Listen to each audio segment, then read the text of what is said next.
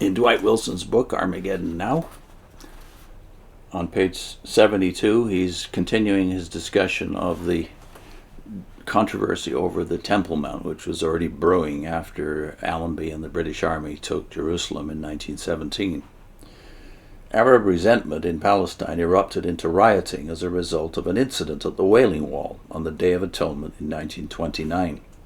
The wall was believed to be a fragment of Herod's temple, and the Jews regularly gathered there for prayers. A minor incident, the attempt of the Jews to build a partition to separate the male and female worshippers, escalated into conflicts in which the Jews counted 133 dead and 339 wounded, and the Arabs suffered 116 dead and 232 wounded. Virtually all the Premillenarian popular press took note of this tragedy. The Moody paper quite moderately observed that the Jews were expanding and increasing their power under English and American aid, and the Arab is naturally jealous and alarmed, the Moody paper said at the time. The proper response for the Premillenarian was indicated. Quote, "But meanwhile, the student of prophecy is on the keen edge of expectancy, wondering how much longer it may be until the times of the Gentiles be fulfilled." The Biola publication took sides without caution. Quote, "Regardless of whether the question is settled by arbitration or by the sword, the Jew is, according to the scriptures, the rightful owner of Palestine." If the writer should hazard a prediction, he would be inclined to say that the outcome of the present situation will finally confirm the Jewish claim and will eventually speed up developments for setting the stage for the final act of the end of the age. End of quote. And in Our Hope magazine, Arno Gaebelein reversed his position of 10 years earlier when he had said that Zionism was not part of the prophetic restoration, but he still did not expect blessing for the land until the return of Christ.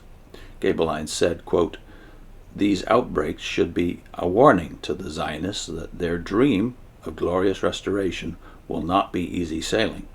If they would only believe what their own prophets say, they would soon discover that only troubles and disasters await them in their unbelieving attempt.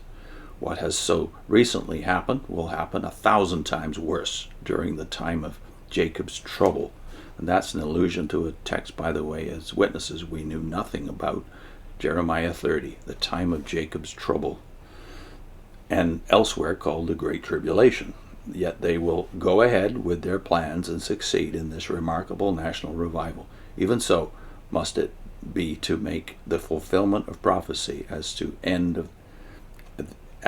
end of the ages possible. It's a bit lumpy, but let me read it again. Even so it must be to make the fulfillment of prophecy as to the end of the ages possible.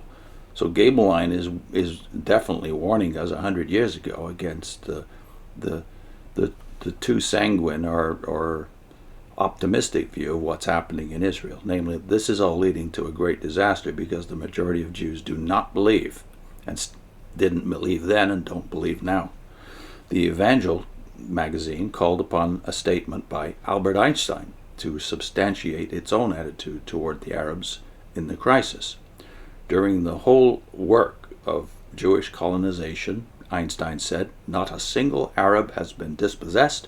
Every acre of land acquired by the Jews has been bought at a fixed price by the buyer and the seller." End of quote. This was a distorted interpretation of dispossessed because the hardest pressed of the Arabs were not the landowning class, but the tenant farmers and squatters or Bedouins on government lands who were being removed from their traditional livelihood. The writer found it particularly significant that, quote, "The Jews have bought," strange purchase, he said, "Armageddon. They have bought Armageddon at a cost of nearly $5 million. End of quote. The Evangel magazine also said, and it responded with a long answer to the question, will the temple soon be rebuilt? Concerning the Arabs themselves, they said, quote, "Carnal men will always oppose the will of God," unquote. The author reflected his deterministic antipathy by pointing out that the British Prime Minister, Ramsay MacDonald, was a supporter of the Jewish cause and was opposed to the current Arab agitation. quote, again, but back of Great Britain and its premier is God, who is hastening to perform his prophetic word. He will not fail in his promise to his friend Abraham, end of quote. Then was included an anecdote from the crisis. British carrier-based planes had nosedived and corkscrewed to, quote, within an ace of the Dome of the Rock, unquote.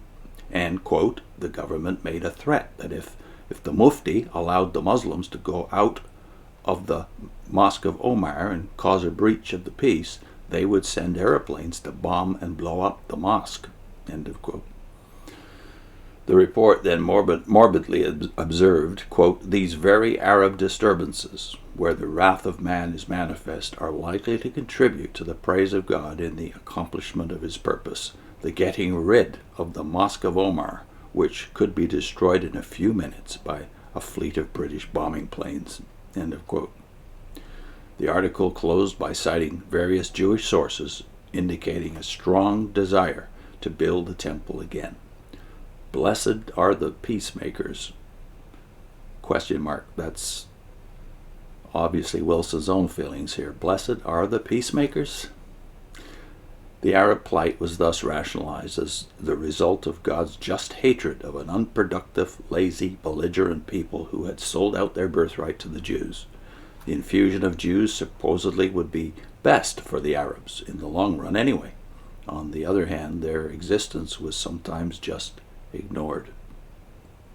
The British government responded to the rioting by sending a royal commission to investigate the causes of the violence.